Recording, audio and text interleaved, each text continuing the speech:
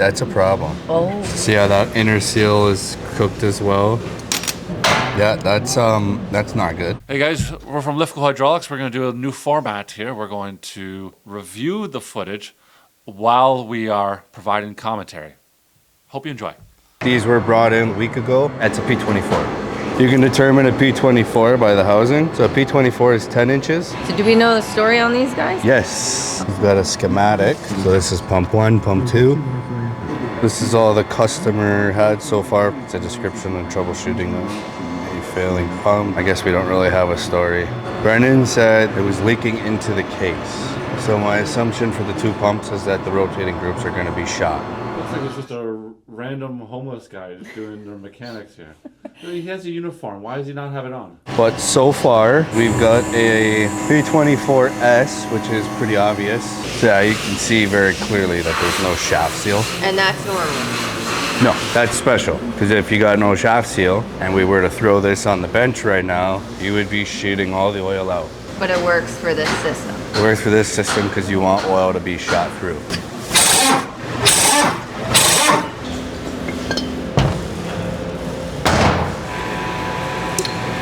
Got your auxiliary shaft. This rides up on the shaft seal, and that looks to be okay. And you got your cartridge. So now I'll take all the controls off. Auto shuttle, the spacer block, then work my way out. That's a problem. Oh. It shouldn't stroke that easy. Yeah, that's not good.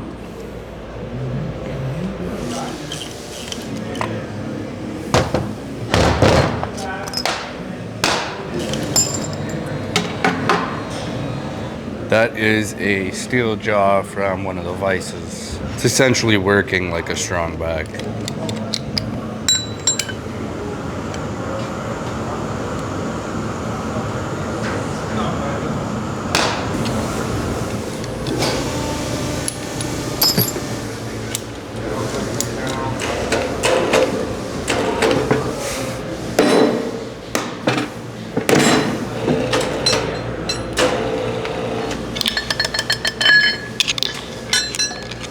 There's the port plate. Really doesn't look horrible.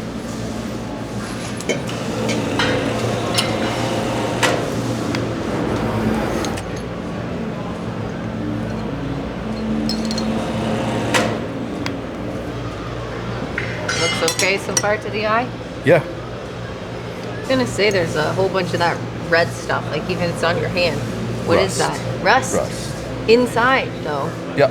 So it just probably got hot and got water inside. When you see rust, you want to look for little black spots. Okay. So it's called water etching.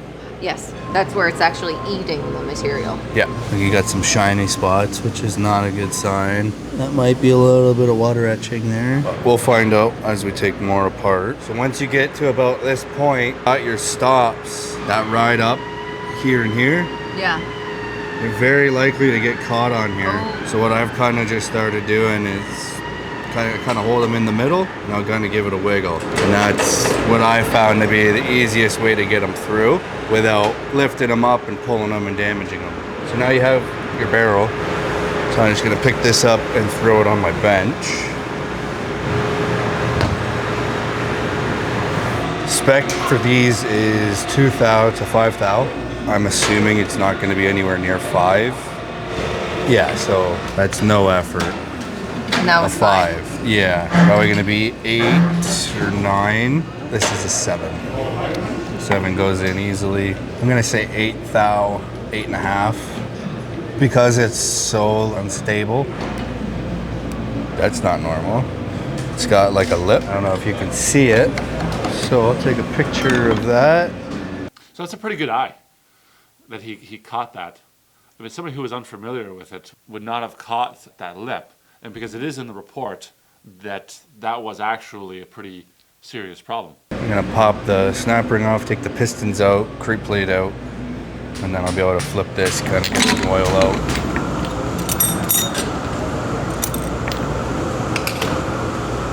Now I should be able to take all the pistons off. It's here so you can get a video. But you got some cavitation on the inner ring. It's like It did? It said cavitation on the piston shoes. I wouldn't think that cavitation would be on the shoes because it's not like a high flow area. Let me just make a phone call. Let me just see if that's actually true. I don't want to be. Hey, Lloyd, we don't see cavitation on shoes, piston shoes ever, right? That's not a thing, is it? You wouldn't see the pitting of a typical cavitation damage on the piston shoes. The piston shoes, if you would see cavitation damage, it would be more from lack of lubricity, where it could be slamming. Okay, so that's something a little different. That's more of inlet to case differential, right? Yeah. Okay. Yeah, it's just Trent said he saw cavitation on the shoes of this, but it's not high enough flow to really. Cavitation on the shoes. Yeah, I think what he meant to say was contamination. Probably. I just realized that now. Shoot. Okay. I wasted so much time explaining why cavitation would not be on there. Okay, I think he just meant contamination. Even then, how could he tell that there's contamination? It would be a gouge from it. Ah. Like it's literally something that's in the mineral oil. Yeah. That is slicing a piece of the. Oh, okay. So it could be something like so small you can't see with the eye. Totally, and it could be so small that it just sort of builds up over time. It could even just be producing more wear than normal. It's just that the wear you would expect it to be a little bit more irregular, for instance. Okay. Yeah. It's kind of hard to see, but you could feel it. I can see those dots. Yeah, all in here. These are probably no good. But not just on that one, right? On all of them, yeah. Yeah.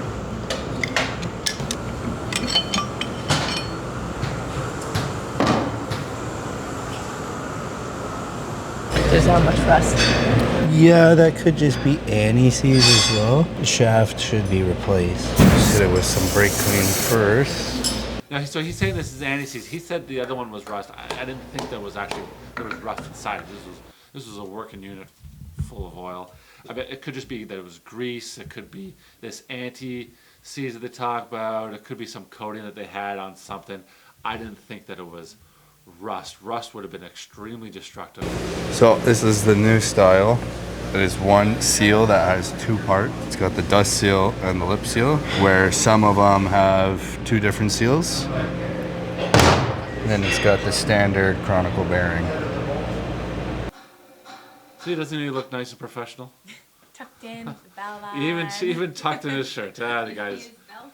Yeah, Trent. He's okay, huh? He cleans up well.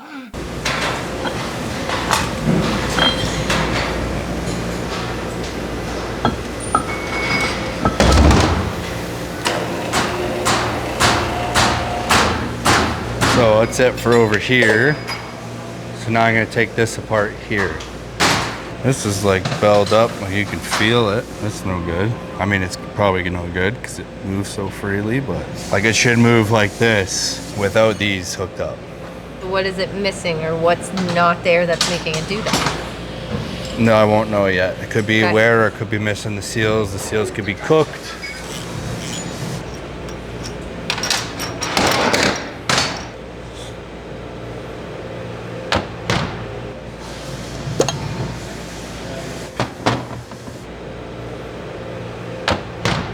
Yeah, so that would be why it is stroking so easily. That belongs in here. And I bet you if I was to bend this, it'll snap. The side gonna be the same? Most likely. Those vane chambers on either side are how it gets actuated. It's just like a cylinder or veins in a vane pump. It's actually like a paddle in there that pushes it. And it's one of the things that makes a Gold Cup so amazing. And what would cause that? Heat can cause it to dry out and just thin out. Wow. A normal seal is pliable. And you can tell it's heat by the spread of the heat. So heat though, like in just one spot then? Not like heat in the oil going around. Could be. It's like a wearing part. So it's always stroking, right? So it could heat up a little quicker.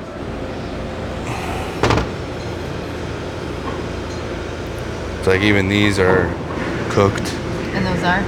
Rain seals. These are also cooked. That shouldn't be that loose.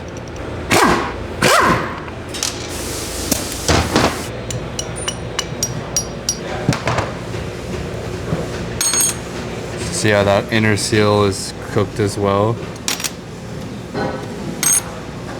This is probably the part that got hot. That's pretty much it for the teardown. You can see here, it's shiny. It's not that good.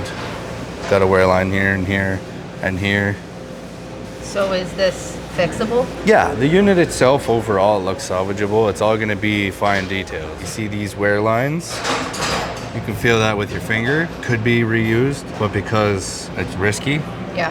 we're not gonna reuse it. This side, it's not as bad. But if we're replacing one, we'll probably replace both just to be safe. Yep. But now you gotta look in for the other factors. So you wanna see if the groove here is bad, which it seems all right. And up top, seems okay. I have to clean those up and inspect them a lot better. Same thing here. You do have those groove lines, but it's not the worst shape. This I'm gonna have to clean very well. But your first thing to check is this wear line here. You'll have more wear on one side depending which way it's stroking. So this side's stroking over here more. That's why you also have this wear here. Yeah. It's not horrible. Barrel bearing.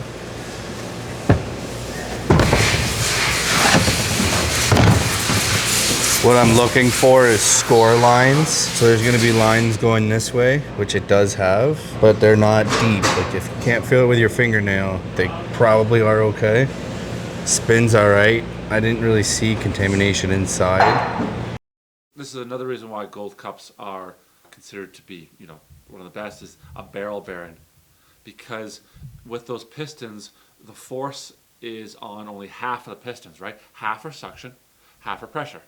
That's why you have a valve plate or a port plate saying send the fluid into the one side, which means the forces are sideways inside the barrel, twisting it, which is why you end up with these big shaft bearings.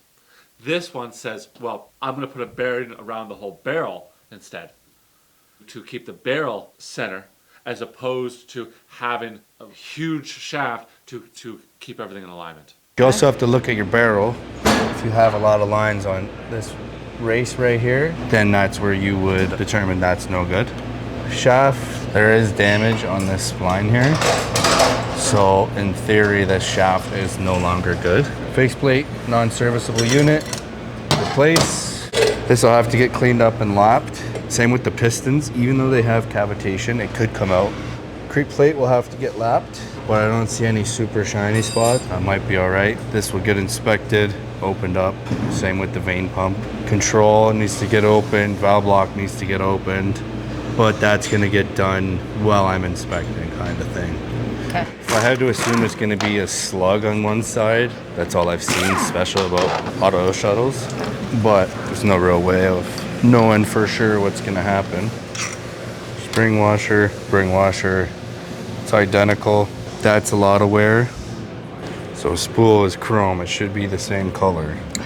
You Is have that brown? 3 different colors. You have shiny, not shiny, brown, shiny, not shiny. So the easiest way of telling is you put it in halfway. See how there's play? If there's play, that means it won't seal. I don't even have to open the rest. Nope. I know it's no longer good. So new hot oil shuttle. And this is the last piece? Yeah. What is this guy called? This is the valve block. So this is under spring pressure. So I don't want to take these all the way out. I want to check these to see if there's lots of wear. You're not seeing any?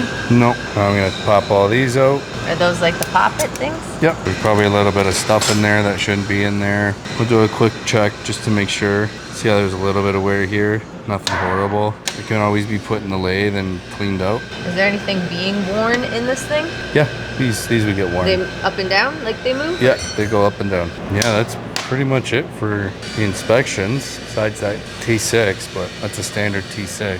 This is the second of the 2 units, and we're training Martino to learn gold cups. So would you say the same thing that happened to the first pump happened exactly to the second pump? Or Yeah, was there a it's in difference? very, very identical shape. Like Okay. you've got some heat transfer onto the port plate, and you got your valve blocks same condition. Your barrel looks to be in the same condition. You've got 2 bits of your seal.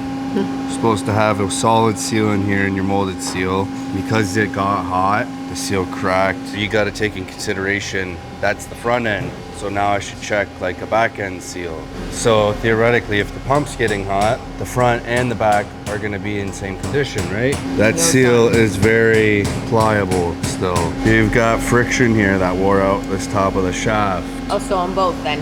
On both pumps. You do have minor cavitation on the pistons. The heat transfer could have caused those to blow out, which then makes it stroke bad, right? Which then you could be overworking your hot oil shuttle. That's why your hot oil shuttle's no good. That's where your 15 gallons of case flow could come from. So it's very hard to pinpoint what exactly is the problem. But there is problems. But there is many problems that could lead up to why it's having a large case flow. There's few parts that may be salvageable, may not be. If you gotta ask or hum and haw about it, replace it. I would agree that in this case here, you know, it's a very expensive unit. It's going into an extremely expensive machine that's in an even more expensive yard. Why take the chance over a $250 part? It's like, you know, the GM cars that were bursting into flames because of a $2 sensor or something. Yeah, yeah, it's just unnecessary risk. Yeah. It looks to me that the pump is worn out. It's a worn out pump and nothing lasts forever. The pumps and motors that you see on these videos, they're your pumps and motors. Send them in. We'll make a troubleshooting video and we don't charge for labor if we're making a video on it.